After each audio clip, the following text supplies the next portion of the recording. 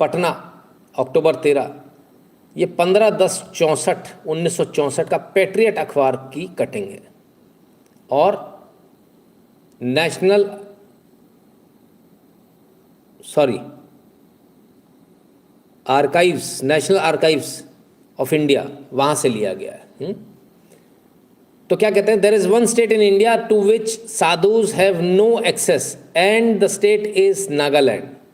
N agreement reached between Jawaharlal Nehru and late doctor Verrier Elwin, noted anthropologist, bars entry of sadhu into the state.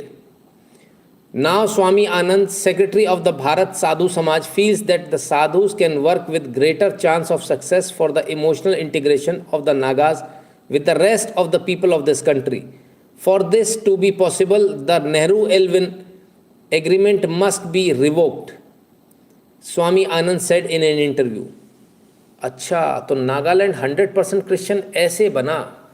तो पंडित जवाहरलाल नेहरू जो थे, उन्होंने agreement sign किया था Alvin के साथ में, डॉक्टर एल्विन के साथ में, कि सोचिए आप, ऐसा कोई एग्रीमेंट हो सकता है? पर भारत के अंदर ऐसा एग्रीमेंट साइन हुआ जहां जात के आधार पर साधुओं को एंट्री नहीं देंगे नागालैंड में। ये एग्रीमेंट हुआ डॉक्टर एल्विन का, और बाकायदा जवाहरलाल नेहरू ने इस एग्रीमेंट पे साइन किया, और ये एग्रीमेंट हुआ। भारत सरकार ने इस एग्रीमेंट को माना, और इस प्रकार से धीरे धीरे करके वहाँ जितने भी हिंदू थे, वो साधु जाएगा ही नहीं तो कोई बताएगा नहीं, हिंदू धर्म का प्रचार होगा ही नहीं, तो धीरे धीरे करके सबको क्रिश्चियन कन्वर्ट कर दिया गया। ये नागालैंड की असल कहानी है। मैं हैरान हूँ देखकर इसको कि इतनी बड़ी घटना हो गई और किसी को पता भी नहीं है। ये तो मुझे भी नहीं पता था। आप में से किसी को पता था क्या कि ऐसा भी कोई एग्रीमेंट हुआ है भारत के अंदर कि भारत के साधु उस स्टेट में नहीं जा पाएंगे, भारत के साधु वहाँ नहीं जा सकते, और इसलिए वहाँ पर जो है कोई प्रचार नहीं होगा धर्म का, और धीरे धीरे करके सब लोगों को कन्वर्ट कर दिया गया।